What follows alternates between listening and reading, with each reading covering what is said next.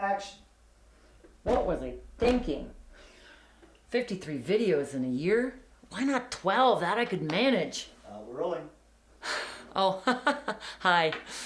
Ever set a big juicy goal for yourself that you're excited to tackle and then you realize how much work it's gonna take? Maybe more than you imagined. But you're committed, so you've got to do the work, but excitement has turned to fear and what? That'd be me. Hi, I'm Michelle Cederberg with another episode of Your Work-Life Recharge, Contemplating Goals. Back in December, I set a goal for myself to create 53 videos in 2017. Yep, a video a week with an extra one thrown in at the start just for kicks.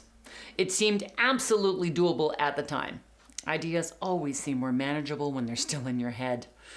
I've been wanting to get back to doing video for years. I mean, at least 4 years, actually, and I'd get excited and think, yes, let's do this, and then I'd get sidetracked with other projects, necessary work stuff, easier tasks, distractions, and the video plan would get pushed aside. Many times, if I'm truthful. So, when I recommitted to this goal, I had to make it exciting and challenging enough that I couldn't easily push it aside. I chose a goal outside my comfort zone. 53 versus 12 videos. I got my husband on board because after all, he's my idea guy, videographer, director, editor extraordinaire.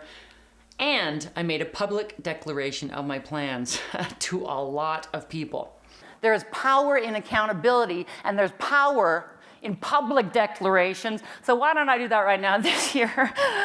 I'm proclaiming that I am going to write my next book this year. I am going to finish my signature program, Tony Newman, and I am going to do 52 videos in 1 year. That's one a week. And if you don't think that that scares me a bit, it scares me a bit because you have to choose goals that are just a little bit scary because everything good happens outside the comfort zone. I don't want to let myself down again, or my husband, or you, so I really need to do the freaking work. But newsflash, the goal still feels scary even though I'm excited about it. And that's normal, by the way. So what's an excited but slightly freaked out gal to do? Bailing's not an option this go around, and it shouldn't be for your goals either. So let me tell you what helped me. 3 steps. Reflect, get clear, and write it down. Well, 4 actually, because you also have to do the work. But the first 3 steps I mentioned will increase the likelihood of doing the freaking work. All right, so it makes sense that you really have to take the time to identify the right goal, but why all this fuss about writing it down? Well, beyond the clarity you gain from writing the goal and fine-tuning as you do, having that goal written down and looking at it regularly will spur you into action. 53 and 17, let's do this. Now, it's a lot easier to push aside a goal you're only thinking about.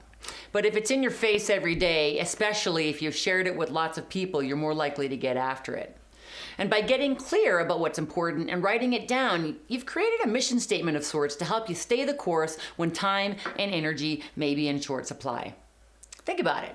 If you've committed to the goal, it's much easier to say no to less important competing activities and yes to everything that will help you achieve that big goal once and for all. Writing down your goal also forces you to consider the obstacles that could get in your way down the road, and you will have them, believe me. So anticipate the obstacles before they pop up. For this 53 and 17 video project, I sat down and wrote out a schedule for what a year of videos will look like. I thought about themes and timelines, locations, and the people I wanted to interview. And yes, the overwhelm crept in a bit as I worked to fill the schedule, but something else happened that surprised me. I started to feel more confident and in control. 1 video a week, not 52 in 1 week. A bit of planning and prep goes a long way to eliminate the elements of surprise that can so easily knock us off course. No need for excuses. We got this. And finally, when you take the time to reflect on what's possible, to write out your goal and think beyond that comfort zone, what once was scary becomes exciting again. You'll be reminded that your strengths and abilities are not fixed, but can be improved over time if you do the freaking work. This project is helping me be more disciplined with how I use my time. I'm becoming more comfortable with writing. I'm getting more familiar with the camera and how I want to be in front of it. I'm learning how to best work with my husband, and I'm learning from him. Who else knows what I'll gain by working at this goal with clarity and consistency? Sky's the limit. So how about you? What's your big one going to be this year? And if it's not clear, find a pen and a piece of paper right now and start to figure it out. And if you know for sure, write it down and start strategizing those first steps. Whatever you do, don't keep the goal in here. Let it out where the sunshine and oxygen can help it flourish. And if you need a nudge, connect with me at worklifeenergy.com to learn about my coaching programs. Until next time, I'm Michelle Cederberg on a mission to help you recharge your work and your life.